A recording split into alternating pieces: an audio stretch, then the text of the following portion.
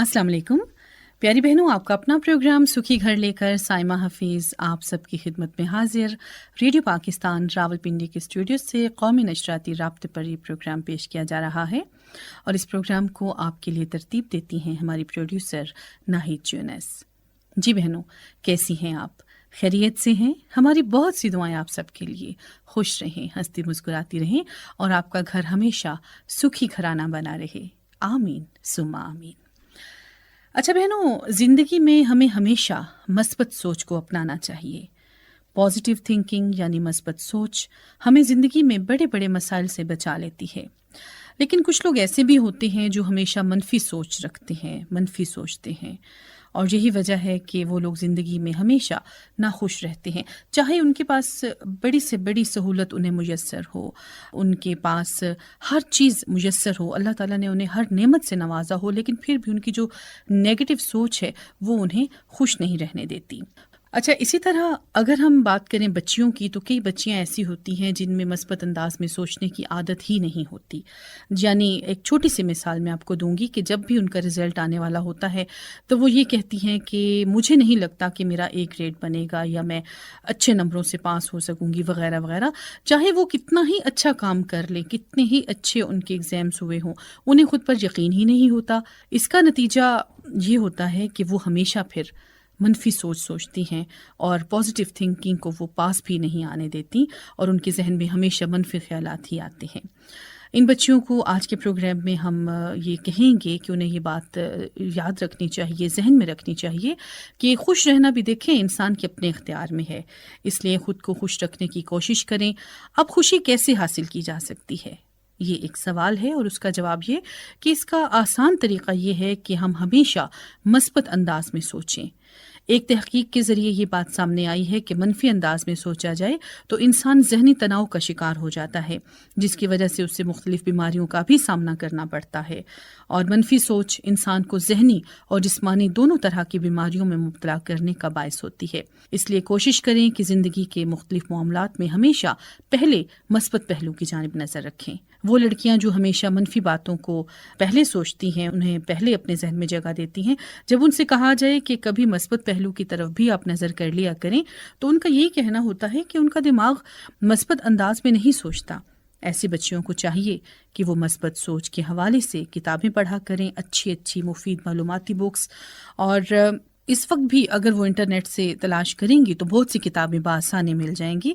ताहम ये बात जहन में ज़रूर रखें कि ऐसी किताबें एक दिन में ना पढ़ डालें, बल्कि एक दिन में 5 से 6 सफ़हात पढ़ें, उन्हें अच्छी तरह समझें, उन्हें जहन नशीन करें, उनमें जो बातें समझाई गई हैं उन पर अमल करें, तो यकीनन आप मस्बत सोच को परवान चढ़ाएंगी। एक आपको तरगीब मिलेगी, एक तहरीक मिलेगी जो आपको बहुत ज़्यादा फ़ायदा देगी। जी, प्रोग्राम सुखी घर रेडियो पाकिस्तान रावलपिंडी के स्टूडियो से ये प्रोग्राम हम आपके लिए पेश कर रहे हैं और आप जानती हैं कि ये प्रोग्राम कौमी नशराती राबिते पर सुना जाता है। और इस वक्त हमारा सिलसिला प्रोग्राम ख्वाब से ताबीर तक।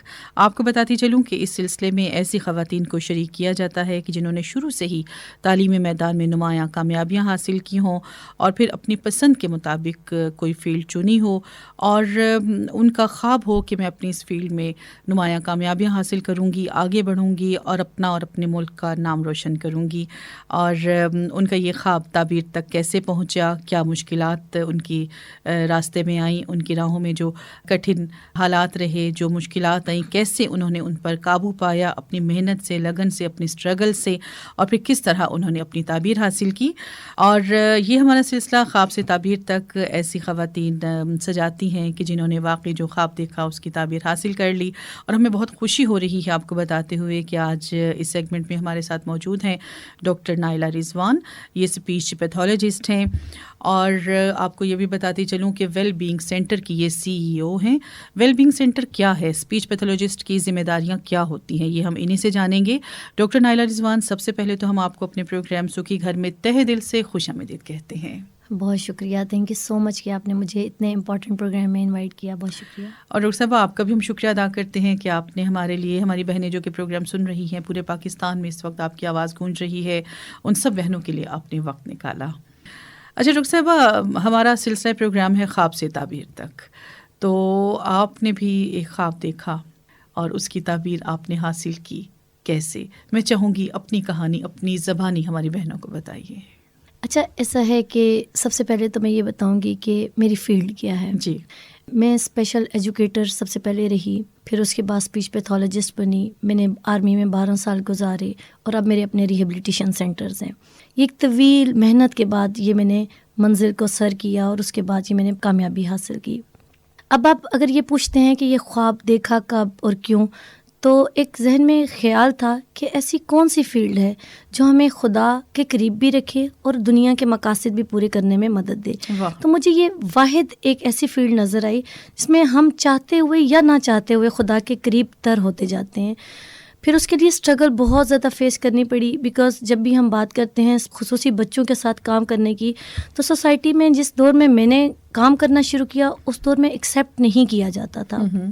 اس دور میں صرف ایک ہی چیز تھی، یا تو ہم انجینئر بنے، یا ہماری بیٹی ڈاکٹر بنے، یا ایون بہت کچھ ہو تو ٹیچر بنے. تو یہ کانسیپٹ بڑا ہی ریئر تھا اور اس کے لیے مجھے بہت زیادہ ہارڈ ٹائم دیکھنا پڑا. اویئرنیس بہت زیادہ کم تھی، بیکاز یہ تو آئیڈیا تھا کہ میں نے یہ فیلڈ چننی ہے، لیکن اس کے لیے میں نے کون سا راستہ اختیار کرنا ہے یہ کچھ بھی آئیڈیا نہیں تھا. ایون میں آپ کو بتاتی ہوں، پنڈی اسلام آباد میں کوئی بھی ایسا کالج نہیں تھا جو ایم اے کروا رہا ہو اسپیشل ایجوکیشن میں. اس کے لیے مجھے بہت زیادہ ایفرٹ کرنی پڑی. اور میرے ایک سینئر تھے، انہوں نے مجھے گائیڈ کیا کہ صرف اوپن یونیورسٹی یہ پروگرام لانچ کر رہا ہے اور اسی میں ہی آپ جا سکتے ہیں. یہ کب کی بات ہے اندازاً؟ یہ 2006 کی بات ہے. اچھا. آن دیٹ ٹائم الحمدللہ میں نے ایم اے میں ایڈمیشن لیا اور پیرالل المکتوم میں نے کام شروع کیا. ٹھیک ہے. بلائنڈ بچوں کے ساتھ کام کرنے کا موقع ملا اور بہت کچھ سیکھنے کا موقع ملا. میں یہ سمجھتی ہوں کہ آج تک اگر میں یہ سوچتی ہوں کہ 17 سال ہو گئے مجھے اس فیلڈ میں، تو یہ میں نہیں کہہ سکتی کہ میں نے اپنی تمام لرننگ کو اچیو کر لی ہے، بلکہ ہر کیس دوسرے سے اتنا زیادہ ڈفر کر رہا ہے، اتنا مختلف ہے کہ اس سے سیکھنے کا موقع مل رہا ہے. تو یہ لرننگ پروسیجر ہے جو کہ ڈے بائی ڈے امپروو ہی ہو رہا ہے اور ایک صدقہ جاریہ کا سبب بن رہا ہے. جی بالکل، بہت اچھی بات کی آپ نے رخ صاحبہ. اور اسپیشل ایجوکیشن حاصل کرنا اور وہ بچے کے جو کسی نہ کسی محرومی کا شکار ہیں ان کے ساتھ کام کرنا، ان کا علاج کرنا آپ کا ایک خواب تھا اور ماشاءاللہ آپ نے اپنے اس خواب کی تعبیر حاصل کی. آپ کام کر رہی ہیں، ان بچوں کا علاج کر رہی ہیں اور صدقہ جاریہ ہے. یہ بہت بڑا یہ نیکی کا کام ہے اور انسانیت کی بہت بڑی خدمت ہے یہ. تو جب آپ نے یہ فیلڈ چنی یا چننے کا ارادہ کیا تو گھر والوں، خاص طور پہ آپ کے جو پیرنٹس ہیں، کیا انہوں نے آپ کو کہا کہ یہ فیلڈ آپ کو چننی چاہیے یا نہیں؟ دیکھیں، جیسے میں نے آپ کو پہلے بتایا کہ سب سے پہلے تو پیرنٹس کا خواب ہوتا ہے. خواب کیا ہوتا ہے؟ ڈاکٹر بنے، انجینئر بنے، ٹیچر بنے، وکیل بنے. اسپیسیفک ڈومینز انہوں نے رکھی ہوتی ہیں. سب سے پہلے تو انہیں یہ لگتا ہے کہ ہمارے یہ خواب ٹوٹیں گے اور ہم لوگوں کو کیا بتائیں گے کہ ہماری بیٹی کیا ہے. اس کے بعد اس ڈومین کا سکوپ کا نہیں پتا تھا کہ اگر بچے نے ایم اے کر لیا تو اس کا سکوپ کیا ہوگا. یہ بھی سب سے بڑا پوائنٹ تھا. پھر یہ بھی تھا کہ اس میں کام کیسے ہوگا، مختلف جگہوں پہ جانا پڑے گا، اویئرنیس ہی نہیں تھی. تو اس لحاظ سے مجھے کافی ٹف ٹائم دیکھنا پڑا. ایسا کوئی بھی ایریا نہیں تھا جہاں میں اپنے بھائی یا فادر کے ساتھ نہیں جاتی تھی. لیکن جب مجھے اس فیلڈ کا انتخاب کرنا pڑا تو مجھے فرسٹ ٹائم یہ سننے کو ملا کہ تم جاؤ، جو مرضی ہے کرو. اور اس ٹائم پہ میں نے خدا کی طرف دیکھتے ہوئے کہا، میں نے کہا خدا عزت رکھنا. تو اتنا خوبصورت ہوا کہ مجھے اچھے ٹیچرز ملتے گئے، بہت اچھی رہنمائی ملتی گئی. اور میں کبھی کبھی یہ سوچتی ہوں کہ انسان صرف نیت کرتا ہے، ایک رخ متعین کرتا ہے، چلاتا خدا ہے. بے شک. اور صرف میں نے نیت کی تھی اور خدا نے چلایا اور آج مجھے اس مقام پہ پہنچایا کہ آج میرے ساتھ ٹیم ہے 48 پرسنس کی جو میرے انڈر کام کرتے ہیں. ان کو میں گائیڈ کرتی ہوں، ٹرین کرتی ہوں اور 100 کے قریب بچہ ہے جو میں ڈیلی بیسس پہ اس کو اٹینڈ کر رہی ہوں. تو یہ میرے خیال میں بہت بڑی سکسیس ہے میرے لیے. بے شک بے شک، اس میں کوئی شک نہیں. اچھا رخ صاحبہ، آپ نے جب یہ کام شروع کیا تو ظاہر اس وقت آپ کی شادی نہیں ہوئی تھی. پھر اس کے بعد جب آپ کی شادی ہوئی تو بعد میں آپ کے جو ہسبینڈ تھے وہ آپ کے ساتھ کتنے کوآپریٹیو رہے؟ یعنی ان کا جو ایک تعاون تھا وہ آپ کو حاصل رہا یا وہاں سے بھی کچھ باتیں ایسی تھیں جو آپ کو برداشت کرنا پڑیں؟ میرے خیال میں لائف پارٹنر جو ہوتا ہے اس کا ساتھ آپ کے لیے بہت زیادہ امپورٹنٹ ہوتا ہے. اور ایون پیرنٹس بھی تھوڑی دیر کے لیے، وہ بینگا پیرنٹس ہمارے لیے بھلا چاہ رہے تھے، انہیں یہ نہیں آتا. ان کے جو خدشات تھے وہ اپنی جگہ ٹھیک تھے، ایگزیکٹ ایسے ہی لیکن بعد میں جب انہوں نے دیکھا اور پھر انہوں نے ایون ساتھ دیا. ایگزیکٹ انہوں نے ساتھ دیا اور فخر سے پھر بتانا شروع کیا کہ اوکے میری بیٹی اس فیلڈ میں. اگر میں ہسبینڈ کے حوالے سے بات کروں تو انہوں نے ایجوکیشن میں ایون انہوں نے وہ فریڈم دیا جو شاید ایک بیوی یا ایک لیڈی جو ہے وہ ایکسپیکٹ کرتی ہے کہ میرے میاں کی طرف سے ہونا چاہیے، تو جو بیسکلی کامیابی کی ہوتی ہے فیلڈ میں تبھی ممکن ہوتی ہے آپ کی کامیابی جب آپ فری ہو کے کام کر سکتے ہیں. میری ایجوکیشن کا میری ایجوکیشن کا بڑا حصہ آفٹر میرڈ ہی تھا، اور اسپیشلی بچوں کے ساتھ. میرا جو MS تھا اس میں میرے بیٹا بھی تھا، میری ایجوکیشن بھی تھی، میری جاب بھی تھی، میرے ان لاز بھی تھے. یہ سب کی کوآپریشن کے ساتھ ہی میں اس لیول پر پہنچی، ادروائز شاید میرے لیے ممکن نہ ہوتا. صحیح. بہت سی لڑکیاں ایسی ہیں جن کی خواہش ہوتی ہے شادی کے بعد پڑھنا، آگے بڑھنا، لیکن وہ اس وجہ سے نہیں ترقی کر پاتی کیونکہ ان کے جو ان لاز ہیں یا ان کے ہسبینڈ وہ تعاون نہیں کرتے. تو اس لحاظ سے ماشاءاللہ آپ لکی رہیں، اور لکی کیوں نہ ہوتی، آپ نے ایسی فیلڈ کو چنا کہ جس میں دیکھیں انسانیت کی خدمت، اور جو پھر اللہ تعالیٰ کی مخلوق کی جو خدمت کرے، حقوق العباد پورے کرے، اس کا پھر ہاتھ اللہ تعالیٰ کیسے نہ تھامے اور کیوں کر اسے کامیابی نہ دے. تھینک یو سو مچ. یہ چیز ہے نا ایگزیکٹ ایسا ہی ہے. نارملی یہ کوشچن پوچھتے ہیں کہ آپ نے اس فیلڈ کا انتخاب کیسے کیا. تو میری جو فیلڈ ہے یہ اسپیشل نیڈ بچوں کی، ان کے ساتھ کام کرنے کی، میں کہتی ہوں اس کا انتخاب ہم نہیں کر سکتے، یہ شاید خدا انتخاب کرتا ہے. اللہ تعالیٰ نے آپ کو چن لیا، مخصوص کر لیا ایسے بچوں کی خدمت کے لیے، انسانیت کی خدمت کے لیے. تو پھر ظاہر ہے اللہ تعالیٰ کی مدد شامل حال رہی، اب تک ہے اور انشاءاللہ آگے بھی رہے گی انشاءاللہ. اور جتنا آپ چاہتی ہیں اس فیلڈ میں آگے بڑھنا اور جتنا زیادہ سے زیادہ سرو کرنا، تو اللہ تعالیٰ آپ کو اپنے مقاصد میں کامیابیاں دے. ہماری دلی دعائیں ہیں آپ کے لیے. اچھا ڈاکٹر صاحب یہ بتائیے گا کہ جب آپ نے اس فیلڈ کو چنا، اس میں آئی، باقاعدہ آپ نے پریکٹس کی، تو جو اسپیشل بچے تھے، اسپیشل پرسنز، ان کے ساتھ آپ کا ملنا ہوا، بات کرنی ہوئی، تو مشکلات پیش آئیں؟ کیونکہ شروع میں ہوتا ہے نا کہ ایسے بچے جو کہ بول نہیں پاتے، سن نہیں پاتے، یا اگر بولتے ہیں تو صحیح بولتے نہیں، مینٹلی ریٹارڈیڈ جو بچے ہیں، تو کیسے آپ نے انہیں ڈیل کیا؟ اچھا، اس میں سب سے پہلے تو میں یہ تھوڑا سا اپنے انٹرویو میں بتانا چاہوں گی کہ ڈسیبلٹیز کی ڈفرینٹ ٹائپس ہوتی ہیں. ٹھیک ہے، ہم نارملی اگر ڈسیبلٹی کی بات کرتے ہیں تو ایک ہی چیز کنسیڈر کرتے ہیں کہ جسمانی معذور ہوگا، یا اگر ذہنی معذور کی بات کرتے ہیں تو سوچتے ہیں کہ شاید جسمانی معذور اور یہ سب ایک ہی کیٹیگری میں آتے ہیں. تو نہیں، سب سے پہلے تو میں یہ مینشن کروں گی کہ یہ 4 کیٹیگریز ہوتی ہیں. ویژول ہوتی ہے، ہیئرنگ ہوتی ہے، اس کے بعد انٹلیکچوئل ہوتی ہے، اور فزیکل ہوتی ہے. ٹھیک ہے، جب ہم اس میں ایجوکیشن لے رہے ہوتے ہیں، ہمارے ماسٹرز، MS، ایون PhD جو ہوتی ہے، اس میں اسپیسیفک کیٹیگریز ہوتی ہیں جس کو پراپر ہم لیتے ہیں. اس کے بعد اس کے مطابق ہماری ایجوکیشن ہوتی ہے، اور اس کے مطابق ہماری ٹریننگ اور آل پروگرامز جو ہوتے ہیں اس کے اکارڈنگ ہوتے ہیں. میری جو اسپیشلائزیشن تھی وہ ویژول امپیئرڈ میں تھی. میں نے المختوم میں کام کیا، اور الحمدللہ وہاں میں نے 2 بکس ٹرانسکرائب کی بریل لینگویج میں. لیکن جو میرا جاب تھی وہ مجھے انٹلیکچوئل ڈیلیڈ بچوں میں ملی. آن دیٹ ٹائم جس دور میں میں نے MA کیا تھا یا جاب کے اسپیسز تھے اس میں فلفل نہیں ہو رہے تھے، تو آپ کی اسپیشلائزیشن سے ہٹ کے بھی آپ کو اس فیلڈ میں جاب مل جاتی تھی. جب میں نے انٹلیکچوئل ڈیلیڈ بچوں کے ساتھ کام کیا تو وہاں میں نے ایک چیز فیس کی جو مجھے بڑی ٹف بھی لگی، کہ میرے کلاس میں تقریباً 11 بچے تھے جن میں سے 9 بچے جو تھے وہ نان وربل تھے، بول ہی نہیں رہے تھے. یہ ایک بہت بڑا بیریئر تھا میرے لیے کہ میں انہیں سکھانا چاہتی ہوں، میں ان سے بات کرنا چاہتی ہوں، انہیں میسیجز کنوے کرنا چاہتی ہوں، but he is not able to understand, even not speak اور ناٹ لسن. اس تمام سچویشن کو جب میں نے فیس کیا تو آئی تھاٹ کہ مجھے کچھ ایسا کرنا چاہیے تاکہ میں ان کی کمیونیکیشن کا سبب بنوں. آن دیٹ ٹائم میں نے اپنے جاب کیریئر میں ہی اپنے MS میں ایڈمیشن لیا، اور بچوں کے لیے بولنے کے سبب کے لیے میں نے اسپیچ اینڈ لینگویج پیتھولوجی میں اپنی ایفرٹ سٹارٹ کر دی. اس کے بعد الحمدللہ مجھے یہ ایک اچیومنٹ محسوس ہوئی کہ میں ان بچوں کے ساتھ جو فل ٹائم گزارتی تھی مجھے یہ پتہ چل گیا کہ میں ان میں کیسے کمیونیکیشن ڈیولپ کر سکتی ہوں. ابھی اس میں بھی ایک چیز میں آپ کو مینشن کرتی ہوں کہ اس میں ہم صرف اور صرف یہ کنسیڈر کرتے ہیں کہ جب بچہ بولتا ہے تو صرف کمیونیکیشن ہوتی ہے. نو، کمیونیکیشن وربل نان وربل دونوں ہو سکتی ہے. اس میں سب سے پہلے ہم ریسیپشن پہ کام کرتے ہیں تاکہ بچہ سمجھ رہا ہے یا نہیں سمجھ رہا. جب اچھی سمجھ ہوتی ہے تو اس کے بعد بچہ قابل ہوتا ہے اس کو بولنے کے. تو مشکلات اس حوالے سے ضرور ہوئی کہ ہم نے اس گول کو اچیو کرنے کے لیے فردر کیا کرنا ہے، لیکن میں مشکلات نہیں کہوں گی، میں کہوں گی کہ ایک اگلا دروازہ تھا جس پر سے مجھے گزرنا تھا، اور میں نے نئی لرننگ لینی تھی اور نئی طرف آنا. بالکل اگلا مرحلہ تھا. یہ اسٹیپ بائی اسٹیپ ایک پروسیجر تھا جو میں کہتی ہوں کہ ابھی تک ہمارا سلسلہ ایسے ہی جاری ہے. صحیح. اچھا ڈاکٹر صاحب یہ بتائیے گا کہ ہم نے سنا ہے کہ وہ بچے جو کہ پیدائشی طور پر نہ سن سکتے ہیں، نہ بول سکتے ہیں وہ کبھی ٹھیک نہیں ہوتے، لیکن آپ چونکہ اسپیچ پیتھولوجسٹ ہیں اور اس میں آپ ظاہر ہے بہت آپ وسیع تجربہ بھی ہے آپ کا، آپ نے پڑھا اور ماشاءاللہ جو پریکٹیکلی آپ جو علاج کر رہی ہیں، تو آپ کیا کہیں گی؟ اچھا، اس میں سب سے پہلے تو میں یہ کہوں گی کہ کسی بھی ڈسیبلٹی کو اگر ہم اٹھاتے ہیں تو اس میں سب سے پہلے تو لیولز ہوتے ہیں، مائلڈ، ماڈریٹ، سویئر لیول ہوتا ہے، ٹھیک ہے.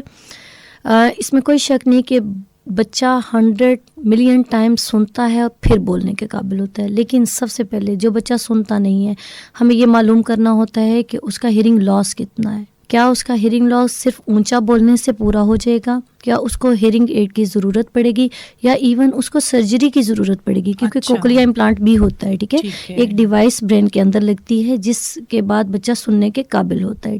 سب سے پہلے ہمیں وہ رول آؤٹ کرنا ہوتا ہے کہ آخر ریزن کیا ہے نہ سننے کی اور کتنی ریزن ہے بڑی، اس کو ہم حل کتنا کر سکتے ہیں، اس پہ بات ہوتی ہے. اس کے بعد ایفرٹ سٹارٹ ہوتی ہے.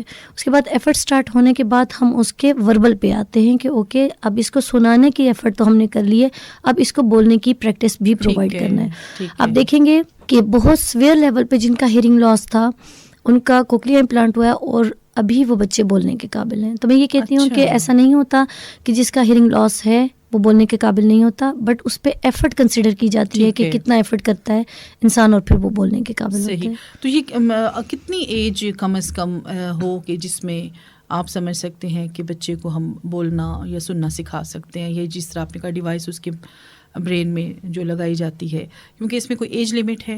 دیکھیے اس میں ایج لمٹ ویسے تو نہیں ہے، نارملی یہ کانسیپٹ بن گیا ہے کہ اگر ہم بڑی ایج میں کریں گے تو بچہ اس ٹائم پہ اس قابل نہیں ہوتا، لیکن اتنا ہمیں انڈرسٹینڈ کرنا ہے. ارلی انٹرونشن کا ورڈ آپ نے سنا ہوگا. ارلی انٹرونشن کا ورڈ کا مین یہ ہے کہ ارلی ایجز میں جب بچوں پہ کام کیا جاتا ہے تو اس کے ریزلٹس بہت اچھے ہوتے ہیں as compare to late age کے.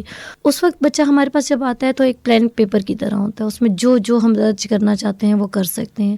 لیکن اگر کمپیریٹیولی دیکھا جائے لیٹ ایج میں تو اس میں بہت سی چیزیں ایسی آ چکی ہوتی ہیں. بچہ سائن لینگویج پہ آ چکا ہوتا ہے، لپ ریڈنگ پہ آ چکا ہوتا ہے، بہت زیادہ فرسٹریٹڈ ہو چکا ہوتا ہے کیونکہ وہ بول نہیں سکتا، تو اور بہت سی چیزیں اس کے ساتھ جڑتی چلی جاتی ہیں. تو یہاں میں یہ کہوں گی کہ علاج تو ہر ایج میں ممکن ہوتا ہے، لیکن ہم نے یہ دیکھنا ہوتا ہے کہ کس ایج میں زیادہ افیکٹو ہے، سپیڈ کتنی زیادہ ہے. اچھا ڈاکٹر صاحب، آپ نے بتایا کہ جب آپ نے اسپیشل ایجوکیشن حاصل کرنا چاہیے تو پاکستان میں سوائے علامہ اقبال اوپن یونیورسٹی کے کہیں بھی یہ تعلیم نہیں دی جاتی تھی، تو اب کیا حالات ہیں؟ ابھی بہت سی جگہوں پہ پرائیویٹ لیول پہ اس چیز کو اٹینڈ کیا جاتا ہے. اس سے پہلے لاہور میں بہت زیادہ اسکوپ تھا اس کا، بہت زیادہ یونیورسٹیز تھی، کالجز تھے. بٹ اگر آپ پاکستان میں پنڈی اسلام آباد کو بھی اگر ٹچ کرتے ہیں تو ہم دیکھتے ہیں کہ بی ایس لیول پر اور ایم ایس لیول پر بہت سی یونیورسٹیز اور کالجز ایسے ہیں جو یہ انیشیٹو لے رہے ہیں. ایون ابھی بہت زیادہ ڈپلوماز انٹروڈیوس ہو گئے ہیں. تو میں یہ سمجھتی ہوں کہ یہ ایک بہت بڑا انیشیٹو ہے. ہمیں ایز کمپیئر ٹو بڑی بڑی ڈگریز کے ہمیں کورسز کی طرف بھی موو کرنا چاہیے تاکہ ہر بندہ اتنا زیادہ لمبا ڈیوریشن شاید نہیں آکوپائی کر سکتا فائنینشلی دیکھا جائے یا اگر ٹائم کے حوالے سے دیکھا جائے تو یہ چیزیں اب بہتر ہو گئی ہیں. چلیں، یہ تو بہت بڑی ایک پازیٹیو سائن ہے اور بہت اچھی بات ہے. اچھا ڈاکٹر صاحبہ، چند سال اگر ہم پیچھے جائیں تو ہم دیکھتے تھے کہ جو ایسے بچے ہیں جو کسی محرومی کا شکار ہیں جسمانی یا ذہنی، تو ان کے اسکول الگ تھے، لیکن اب کچھ سالوں سے ہم دیکھ رہے ہیں کہ انہیں نارمل بچوں کے ساتھ تعلیم دی جاتی ہے. تو یہ سلسلہ کب، کیسے اور کیوں شروع کیا گیا؟ دیکھیے یہ ایک بہت بڑا خواب تھا اور یہ ہمارے اگر انٹرنیشنل لیول پہ دیکھا جائے یہ تب کا خواب تھا، اور جو کہ میں سمجھتی ہوں کہ پاکستان میں اب اس کو امپلیمنٹ کیا جا رہا ہے. اب ہم دیکھتے ہیں کہ اسپیشل ایجوکیشن اور جنرل ایجوکیشن ہوا کرتی تھی. اسپیشل ایجوکیشن میں صرف اور صرف اسپیشل لیول پہ بچوں کو اٹینڈ کیا جاتا تھا، ماحول کو موڈیفائی کیا جاتا تھا. جنرل ایجوکیشن میں کانسیپٹ نہیں تھا کہ وہاں کوئی اسپیشل نیڈ کا بچہ آ سکتا ہے. یہ بڑا تلخ تھا اور بڑا ایک پینفل تھا، بیکاز اس میں یہ ہوتا تھا، جو سب سے بڑا پرابلم میں نے اپنی جاب کیریئر میں فیس کیا کہ وہ بچہ جو بہتر ہو سکتا ہے وہ بھی بہتر نہیں ہوتا تھا. کیونکہ اس کے لیے ایک دنیا بنا دی گئی تھی، ایک اسپیس بنا دی گئی تھی، اس نے وہیں پہ سروائیو کرنا تھا. اب یہ کنسیپٹ چینج ہو گیا ہے. اب مائلڈ ٹو ماڈریٹ بچوں کو بہتر کیا جاتا ہے، مزید اتنا بہتر کیا جاتا ہے کہ وہ مین اسٹریم میں ایجوکیشن لے سکیں اور زندگی گزار سکیں. اور میرے خیال میں ہونا ایسا ہی چاہیے، بیکاز انہوں نے سوسائٹی کے مطابق ہونا ہے اور بننا چاہیے ایز کمپیئر ٹو ہم سوسائٹی کو مولڈ کر دیں. تو یہ چیز بڑا ٹائم لگا ہے، اس کو بڑی ایفرٹس ہیں، ابھی بھی اس پہ بہت زیادہ ڈبیٹس ہیں، بٹ میں سمجھتی ہوں کہ اب اس پہ کام شروع ہو گیا ہے. اسپیشل اسکولوں میں اب وہ تعداد نسبتاً کم ہو رہی ہے، بیکاز پیرنٹس یہ سمجھ گئے ہیں کہ ان کو ہم نے ارننگ کے لیے لرننگ کے لیے کہیں اور نکالنا ہے ایز کمپیئر ٹو انہیں یہیں پہ باؤنڈ رکھیں. صحیح.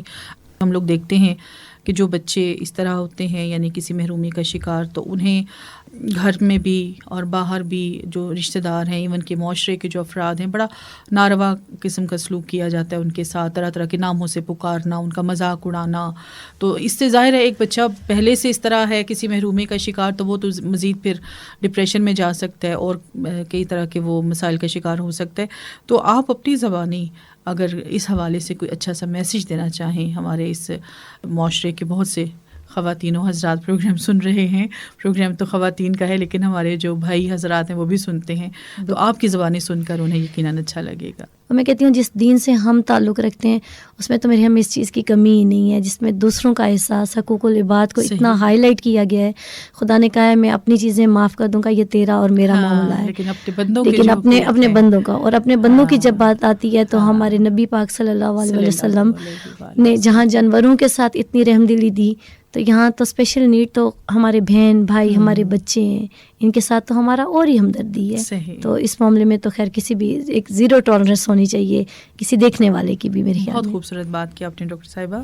اچھا ایک آخری سوال ڈاکٹر صاحبہ، بہت سی باتیں آپ کے کیریئر کے حوالے سے ہوئیں، تو چلیں ایک آخری سوال آپ سے پوچھ لیا جائے، آپ کی جو گھریلو لائف ہے اس حوالے سے کیسے مینیج کرتی ہیں؟ ماشاءاللہ بچے بھی ہیں، گھر کو دیکھنا، اپنی فیلڈ کو دیکھنا، تو کیسے آپ مینیج کرتی ہیں؟ تھینک یو سو مچ. یہ بڑا انٹرسٹنگ سا کوسچن ہوتا ہے بیکاز ایک بڑی ریسرچ ہے اس پہ کہ جب یہ پیرنٹس ہوتے ہیں وہ شاید گلٹ محسوس کرتے ہیں کہ آپ ہر وقت دور ہوتے ہیں بچوں سے، تو شاید بچوں کو ٹائم نہیں دیتے، تو یہ گلٹ سا ہوتا ہے.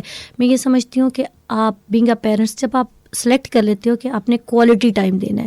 اچھا کوالٹی ٹائم جو 1 گھنٹہ ہوتا ہے وہ 24 گھنٹوں پہ بھاری ہوتا ہے. جب آپ چیزوں سے فری ہو کے جا رہے ہوتے ہو اور اپنے بچوں کو ٹائم دے رہے ہوتے ہو تو میرے میں ساری چیزیں دھل جاتی ہیں. اور دوسری چیز یہ ہے کہ آپ اپنی جاب نیچر کو دیکھتے ہو.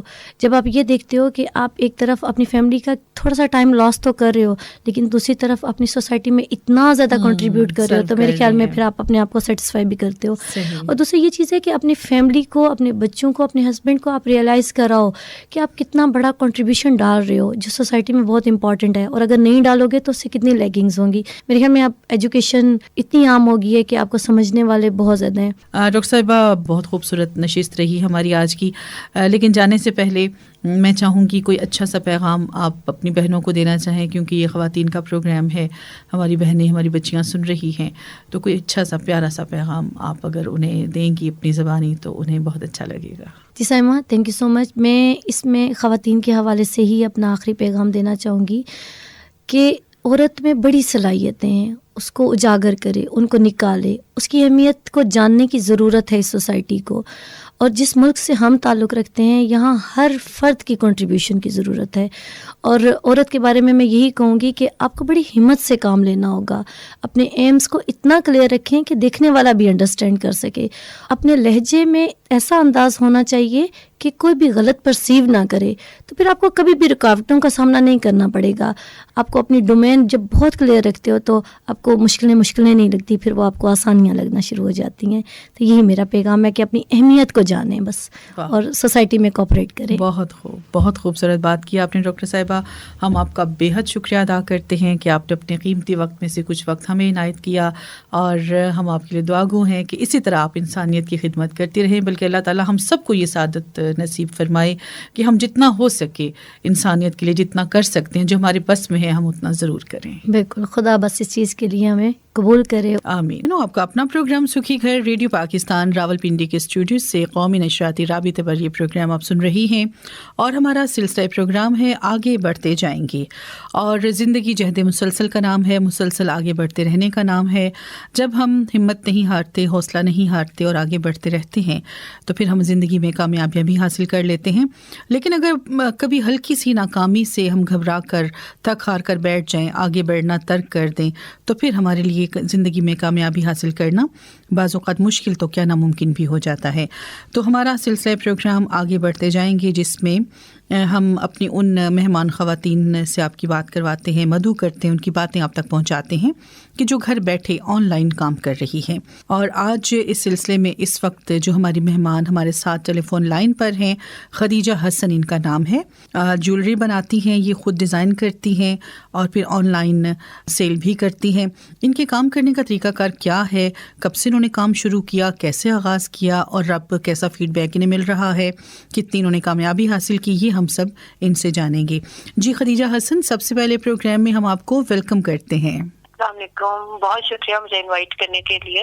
اچھا خدیجہ، یہ بتائیے گا کہ آپ نے جیولری میکنگ کا کام اور یہ جو آپ جیولری خود بناتی ہیں، ڈیزائن کرتی ہیں، یہ کب سے شروع کیا، کتنا عرصہ ہو گیا آپ کو؟ میں نے یہ شروع کیا تھا 2020 جنوری سے، 3 سال آلموسٹ ہونے والے ہیں الحمدللہ، اور تب سے اب تک چل رہا ہے الحمدللہ. تو کیسے خیال آیا کہ یہ کام آن لائن کیا جائے؟ کام تو اور بھی بہت سے تھے، لیکن آپ کو کیسے خیال آیا؟ میں اصل میں خود بہت شوقین ہوں جیولری کی، جیسے عموماً لڑکیاں ہوا کرتی ہیں، تو میں خود بہت شوقین ہوں. تو مجھے ہمیشہ سے بہت اٹریکٹ کرتی تھی جیولری، اور مجھے ہمیشہ سے بیڈز اور یہ چیزیں بہت زیادہ اٹریکٹ کرتی تھی. تو بس پھر آہستہ آہستہ پہلے تار سے شروع کیا، پھر اب کندن کا بھی کام کر رہی ہوں، اور ہیوی سیٹس بھی بنا رہی ہوں، لائٹ ویٹ جیولری بھی بنا رہی ہوں. تو کیا باقاعدہ آپ نے اس کام کی تربیت حاصل کی، یہ کام کرنا سیکھا آپ نے؟ میں بالکل سیلف ٹاٹ ہوں، اور ہاں تھوڑی بہت ہیلپ میں نے لی ضرور یوٹیوب سے، لیکن ادروائز میں نے خود سے ہی سیکھا ہے سارا کچھ. اور بلکہ اب میں آگے اور لڑکیوں کو سکھاتی ہوں، میری اسٹوڈینٹس ہیں، میں آن لائن کلاسز دیتی ہوں جیولری کی، جیولری میکنگ کی، اور ان کو سکھا رہی ہوں. اچھا، تو ابھی جو جیولری آپ بناتی ہیں تو کس میٹل سے بنا رہی ہیں آپ؟ ذرا اس کی ہمیں تفصیل بتائیں. میں ابھی بنا رہی ہوں سائمہ، میں کندن کی جیولری بنا رہی ہوں، اور میں بنا رہی ہوں تار کی جیولری بنا رہی ہوں. کندن سے جیسے کہ آپ کو پتا ہے ہیوی سیٹس ہوتے ہیں، جیسے برائڈل سیٹس ہوتے ہیں، کندن جھمکے ہوتے ہیں، کندن اسٹڈز ہوتے ہیں. اور جو تار کی جیولری ہے وہ بڑی ہی ڈیلیکیٹ جیولری ہوتی ہے. اس میں اس طرح کے ٹریڈیشنل جھمکے تو نہیں ہوتے، لیکن جیسے ہیڈ پیسز ہوتے ہیں، رنگز ہوتی ہیں، ایئر رنگز ہیں، اس کے علاوہ ہیئر بینڈز ہیں بچوں کے. تو اس طرح کی چیزیں ہیں، مختلف بیڈز استعمال ہوتے ہیں، کرسٹل استعمال ہوتا ہے اس میں. بلکہ اب تو میں فریش واٹر پرلز استعمال کر رہی ہوں، میں سیمی پریشیس جو سٹونز ہوتے ہیں، جیم سٹونز، وہ استعمال کر رہی ہوں، جو انکٹ سٹونز ہوتے ہیں وہ استعمال کر رہی ہوں. مختلف بہت ورائٹی ہے. اچھا، تو اس میں یہ بتائیے گا نا کہ جیولری جو آپ بناتی ہیں، خود ڈیزائن کرتی ہیں، تو کیا یہ ہاتھ کا کام ہے اسے بنانا، یا مشین کی مدد سے بھی آپ بناتی ہیں؟ کیونکہ جیولری میکنگ مشکل کام ہے یہ. جی بالکل، بہت تفصیل اور ڈیلیکیٹ کام ہے، تفصیل کی ضرورت ہے اس کے اندر، اور یہ میں ہاتھ سے بناتی ہوں. مشین میں جیولری اور ہینڈ میڈ جیولری میں فرق ہوتا ہے. جو ہاتھ سے بنایا جاتا ہے اس کی ساری بیس پہ آپ خود سے کندن ایڈجسٹ کرتے ہیں، کٹنگ کرنی ہوتی ہے، اس کی بیس لگانی ہوتی ہے، اس کے آپ نے جو بھی ہکس وغیرہ ڈالنے ہیں، ٹیسل خود سے بنا کے چھوٹے چھوٹے پرلز کے ساتھ، کرسٹل کے ساتھ ٹیسل خود بنائے جاتے ہیں، اور پھر وہ سارا اسمبل کر کے پورا ایک سیٹ کی شکل دی جاتی ہے اس کو. یعنی یہ کام کسی وہ کشیدہ کاری سے کم نہیں ہے نا؟ بالکل بہت محنت طلب، اور ہاں بہت غور کرنے والی بات ہے. تو اس میں کیا کچھ آپ ایسے اوزار استعمال کرتی ہیں جیسے کہ وہ نگ لگانے، فٹ کرنے، تار کو موڑنا؟ کیونکہ یہ ساری چیزیں ہاتھ سے تو ممکن نہیں نا، تو اس کے لیے پھر آپ کن اوزاروں کی مدد لیتی ہیں؟ بالکل، میرے پاس بہت سی قسموں کے پلائرز ہیں، کٹرز ہیں، اس کے علاوہ سیزرز مختلف طرح کی استعمال ہوتی ہے، مختلف ڈرو کا استعمال ہے، بہت ڈفرینٹ چیزیں ہیں. بلکہ میرے تو گھر والے میرے بہت مذاق اڑاتے ہیں کہ میری ورک شاپ ہو گئی ہے پوری، ہر طرح کا پلائر موجود ہے، جس کو جو پلائر چاہیے وہ موجود ہے. ڈیفینیٹلی مجھے ان سب کی ہیلپ سے ہاتھ سے کرنا بہت مشکل ہوتا ہے، لیکن پائیداری جو ہاتھ سے آتی ہے کام میں، میرے خیال میں وہ کسی اور طرح سے نہیں ہے ممکن. بالکل، یہ ہینڈ میڈ جیولری کسی صورت بھی مشین میڈ جیولری سے کم نہیں ہے.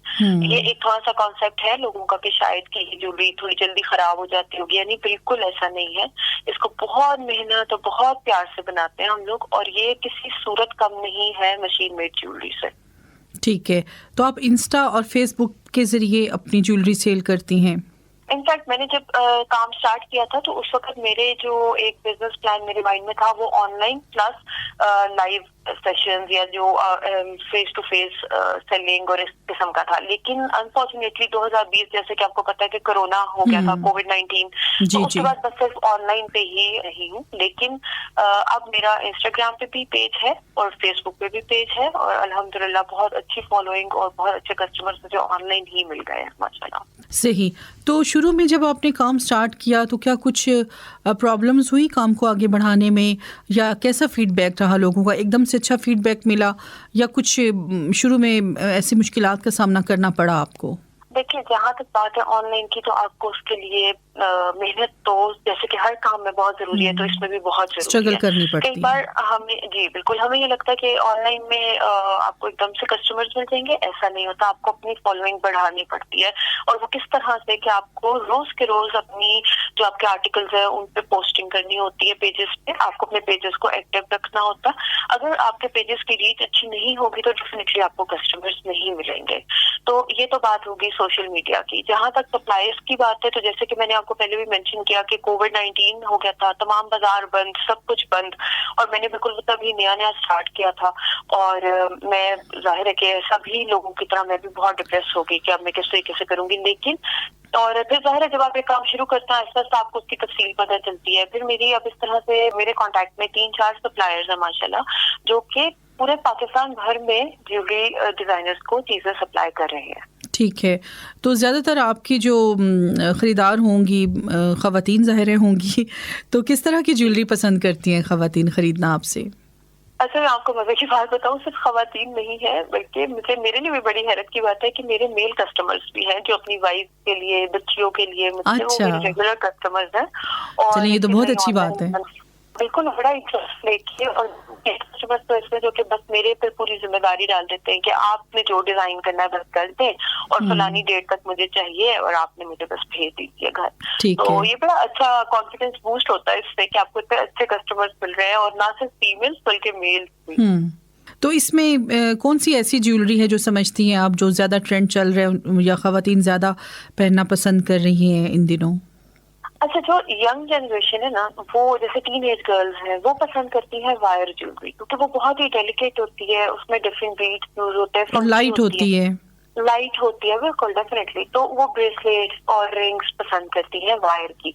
और जो मेरी कुंदन की जो कस्टमर्स हैं, या वो बच्चियां जिनकी शादी होने वाली है, वो अपने लिए सेट्स बनवाती हैं, कुंदन के झूमर, माथा टिक्का, इस तरह की हैवी चीजें, पतला हार जिस तरह होता है, तो वो इस तरह की चीजें पसंद करती हैं। और एक और चीज जो मैं मेंशन करना पहले भूल गई, जब आप सब प्राइस को पूछी थी, कि अब मैंने जो तार इस्तेमाल करनी शुरू की वो इम्पोर्टेड तार है।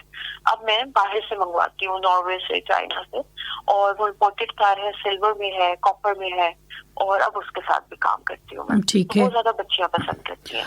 तो कुंदन के सेट्स जो आप बनाती हैं, तो वो मिनिमम और मैक्सिमम उनकी अगर आप कीमत बताएं, कितने में वो आप सेल करती हैं?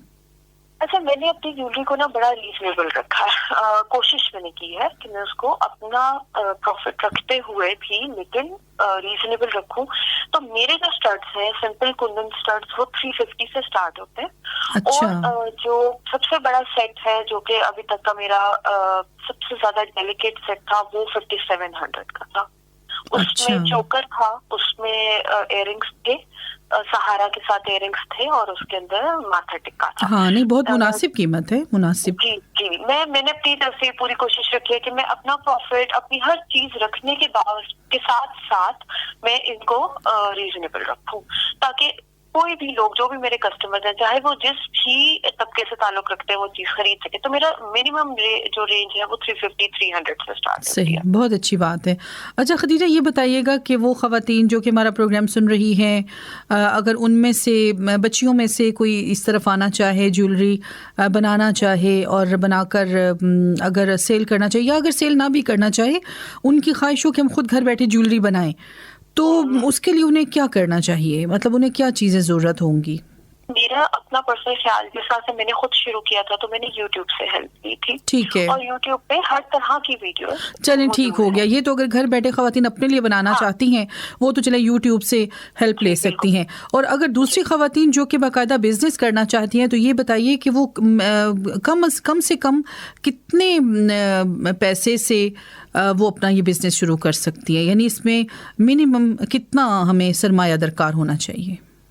अच्छा, आप इस ज्वेलरी मेकिंग बिजनेस के लिए कम से कम 10,000 से भी स्टार्ट कर सकती है इसको, क्योंकि आपको कुछ बेसिक चीजें जो है वो आपको इतने पैसों के अंदर आराम से मुहैया है, और आप उनसे फिर आगे, जाहिर है फिर आप जितना गुड़ डालेंगे उतना मीठा होगा, तो वो फिर आप जितना उसके और चीजें खरीदने के लिए और जितना सरमाया डालना चाहे वो तो एक अलग बात है, लेकिन कम से कम 10,000 8,000 से आपका इंशाल्लाह ये काम शुरू हो सकता है। ठीक है, यानी इसके लिए हमें बहुत ज़्यादा सरमाया भी नहीं लगाना पड़ेगा। जैसे होता है ना कि बहुत बड़े बिजनेस हैं जी, हम शुरू करते हैं, घबराते हैं, परेशान होते हैं कि जितना मुआवजा लगाएंगे पता नहीं क्या होगा, तो ये ऐसी अमाउंट आपने बताई कि इतनी अमाउंट से हम ये काम शुरू कर सकते हैं, और फिर जैसे जैसे हमें अच्छा फीडबैक मिले, इस काम में हमें कामयाबी हासिल हो, तो फिर वही आप वाली बात, जितना गुड़ डाले उतना मीठा, उसी को हम फिर बढ़ाते जाएं। जी बिल्कुल ऐसा ही है। खदीजा, बहुत शुक्रिया आपने प्रोग्राम के लिए हमारे लिए, हमारी बहनों के लिए वक्त निकाला। हम आपके लिए दुआगो हैं कि अल्लाह ताला आपको इस काम में कामयाबी अता फरमाए, मजीद आप कामयाबी के साथ अपने इस बिजनेस को, अपने इस काम को आगे बढ़ाएं। हमारी दुआएं आपके साथ हैं। बहुत शुक्रिया, आपने मुझे इनवाइट किया, आपने मुझे मौका दिया, मेरे लिए बहुत बड़ी बात है। बहुत शुक्रिया, जज़ाकल्लाह। जी थैंक यू सो मच।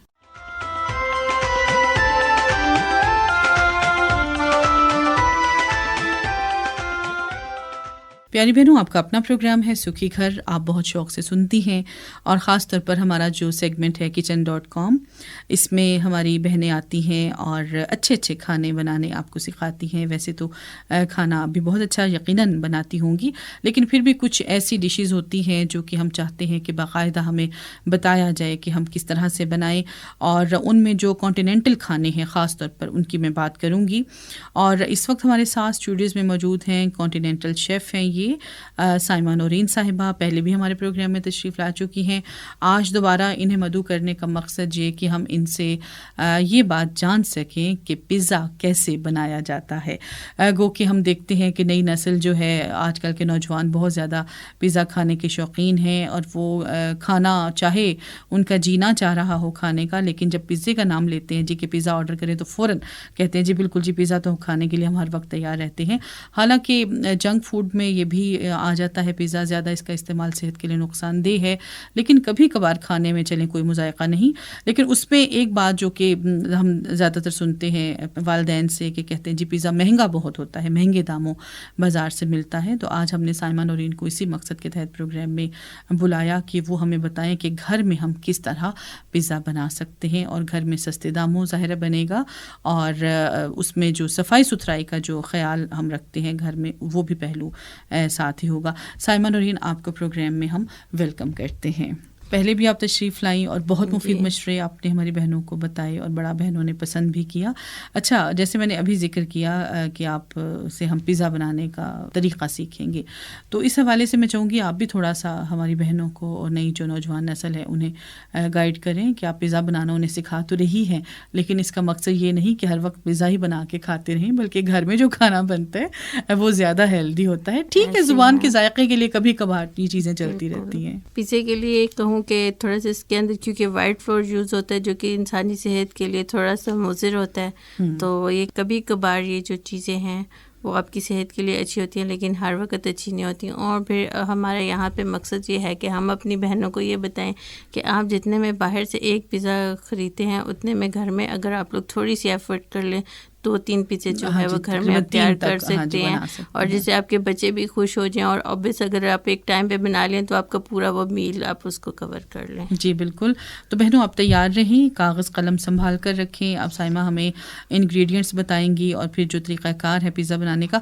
अच्छा, ये भी बताइएगा कि ये ओवन में ही बनता है या ओवन के बगैर भी हम बना सकते हैं? हाँ, ये ओवन के बगैर भी बना सकते हैं। उसके लिए भी आपको आसान तरीका बताती हूँ कि एक सिल्वर का कोई पतीला ले लें आप, और उसके अंदर जिस दरिया के किनारे ہمارے پہ گول گول پتھر پڑے ہوتے ہیں، آپ ایک دفعہ کہیں سے وہ پتھر لے لیں اور ان کو پتیلے کی سائڈوں پہ جوڑ لیں تو وہ آپ کا ایز اے اوون کام کریں گے. تو آپ پھر اس کے اندر وہ پیزا کی پلیٹ رکھ کے یا کیک رکھ کے تو آپ اس کو بیک کر سکتے ہیں. اچھا وہ پتھر کیسے جوڑنے ہیں یہ جو وہ پتھر ساتھ ساتھ رکھ کے جس طرح سے ہماری اینٹوں والی دیوار بنی ہوتی ہے اسی طرح سے وہ پتھر آپ نے جوڑ کے اور اس کے اندر جتنی آپ کی سائز میں آپ نے پیزا بنانا ہے تو اس حساب سے آپ نے وہ پتھر جوڑ لینے ہیں پھر اس کے اندر آپ کا تاکہ پیزا پین جو ہے وہ آ جائے. اچھا بالکل صحیح.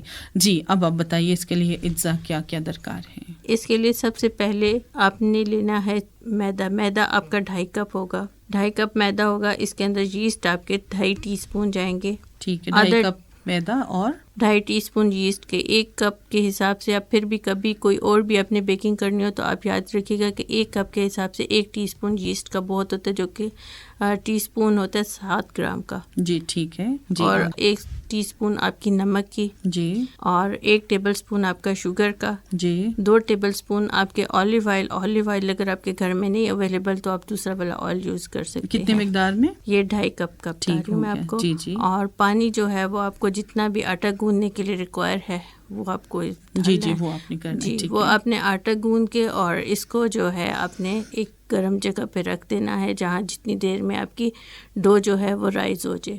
پھر آپ نے کیا کرنا ہے کہ سیکنڈ آپ کا اسٹیپ یہ ہوگا کہ آپ لوگوں نے چکن ہے ہمارے یہاں پہ ٹیسٹ جو ہے وہ تھوڑا سا اسپائسی ہے تو اس کے لیے میں آپ کو بتا دیتی ہوں. اب تندوری پیزا کی میں آپ کو یہ بتا رہی ہوں تو آپ نے چکن کے اندر دہی لیمن ہلکا سا اسکویز کر لیں. اگر آپ کے پاس 1/2 kg چکن ہے تو آپ کے پاس 1/2 کپ دہی کا ہوگا. 1 لیمن ہوگا. نمک آپ حسب ضرورت جتنا آپ کو پسند ہے اور کرش چلی جو دڑا مرچ ہوتی ہے دڑا مرچ 2 ٹیبل اسپون ڈالیں آپ کے لیے بہت ہیں. اس چکن کو آپ نے چھوٹے چھوٹے پیسز میں کاٹ کے ہلکے سے آئل کے اندر اس کو کوک کر لینا. آپ کے چکن کے اندر آئل نہیں زیادہ ہونا چاہیے. یہ آپ کا سیکنڈ اسٹیپ ہو گیا. تھرڈ اسٹیپ پہ آپ لوگوں کو مشرومس پسند ہیں, پیاز پسند ہے, شملہ مرچ پسند ہے, جو بھی ویجیٹیبلز آپ کو پسند ہے وہ آپ نے کاٹ کے رکھ لینی ہے. اب آپ جب تک اپنا چکن کوک کر کے ختم کریں گے تو آپ کی چاہے سردیاں یا گرمیاں, سردیاں ہوں گی تو آپ کے آدھا گھنٹہ لے لے گی لیکن گرمیوں میں 10 سے 15 منٹ میں ڈو جو ہے رائز ہو جائے گی. پھر اس کے بعد آپ نے اپنا پیزا پلیٹ ریڈی کرنی ہے. اپنے پیزا پلیٹ میں سب سے پہلے تسلی کے ساتھ ٹشو کے ساتھ آئل لگانا ہے. اگر برش ہے تو اس کے ساتھ آئل لگانا ہے. پھر آپ نے اپنی ڈو جو بنی ہوئی ہے اس پروسیس کو کہتے ہیں پروفنگ کرنا. آپ کی ڈو پھولی ہوئے گی تو پھر آپ نے اس کو ہاتھ کے ساتھ تھوڑا سا دبا کے اس کے اندر سے ایکسیس ایئر نکال لینی ہے. پھر آپ نے اس کو بیلنے کی مدد سے بیل کے آپ نے اس کو بیلنس کر کے پلیٹ میں لگا دینا ہے. آپ کے پاس آلریڈی گھر میں کیچپ پڑا ہوگا وہ آپ نے اس کے اندر چلی ساس لگا لینی ہے. پھر آپ کا جو چیز ہے جو بھی آپ کو پسند ہے وہ آپ نے اس کا بیڈ بنا دینا. اس کے اوپر آپ نے پھر چکن اور اپنی ویجیٹیبلس جو ہے پھیلا دینی ہے. پھر ایٹ دا اینڈ پھر آپ نے تھوڑی سی چیز اس کے اوپر اسپرنکل کرنی ہے. اس کے اوپر تھوڑی سی اوریگانو جو ہے وہ آپ نے ڈالنی ہے اور آلیوز جو ہے جتنے بھی آپ پسند کرتے ہیں وہ ڈالنے ہیں. اور جو پیزے کی سائڈ والی ڈو ہوگی جو آٹا نکلا ہوتا ہے سائڈ پہ پلیٹس کے اس کو کسی برش کی مدد سے آپ نے اس کے اوپر بھی ہلکا سا آئل ایکسٹرا کوٹنگ کر دینی ہے. تو اس سے یہ ہوگا کہ جب آپ کا پیزا نکلے گا باہر تو جو پیزے کے کارنرز ہیں وہ شائنی ہوں گے آپ کے. تو آپ نے یہ تقریباً آپ کا 20 منٹ میں ایک جو ہے لارج پیزا گھر کے اوون میں یا اگر آپ پتیلے میں بناتے تو 30 منٹ لے لے گا تو یہ آپ کا ریڈی ہوگا, تیار ہو جائے گا. ٹھیک ہے. اور بہت کم داموں بہت کم جی بہت کم داموں میں جتنے میں بازار سے ایک پیزا لے کے کھاتے ہیں اتنے میں گھر میں آپ 2 پیزے بنا سکتے ہیں. اور اسی طرح اگر آپ اپنے بچوں کو چھوٹے بچے ہیں جس طرح سے لنچ باکس کے لیے تو مائیں ایک شام کو پہلے ہی وہ چھوٹے چھوٹے منی پیزاز بھی بنا کے رکھ سکتی ہیں جو کہ انہیں لنچ باکس میں ڈال کے اسکول کے لیے دے دیا جائے. بہت شکریہ سائمہ, یہ تو آپ نے جھٹ پٹ اور بڑا اچھا ایک دم سے پیزا بنانے کا طریقہ ہمیں بتایا. اور اس میں جو اچھی بات ہے وہ یہ, اور یقیناً ہماری بہنوں کو بھی پسند آئی ہوگی کہ اس میں کم دام لگتے ہیں, کم پیسوں میں ہم بڑا اچھا لارج جو پیزا ہے وہ گھر میں بنا سکتے ہیں. بہت شکریہ سائمہ. ہم امید کرتے ہیں کہ آئندہ بھی آپ ہمارے پروگرام میں تشریف لاتی رہیں گی اور اسی طرح اچھی جو ریسیپیز ہیں وہ ہم سے ہماری بہنوں سے شیئر کرتی رہیں گی انشاءاللہ. جی بہنوں, یہ تھا ہمارا آج کا پروگرام سکھی گھر, بلکہ آپ کا اپنا پروگرام سکھی گھر. آپ کو کیسا لگا ہمیں ضرور بتائیے گا. یہ پروگرام بہت ہی پیار سے آپ کے لیے سجایا اور سنوارا ہماری پروڈیوسر ناہید یونس نے, اور اب مجھے یعنی اپنے میزبان سائمہ حفیظ کو دیجیے اجازت. انشاءاللہ زندگی نے وفا کی تو اگلے پروگرام میں پھر آپ سے ضرور ملیں گے. اپنا بہت خیال رکھیے گا, دعاؤں میں ہمیں بھی یاد رکھیے گا. اللہ حافظ.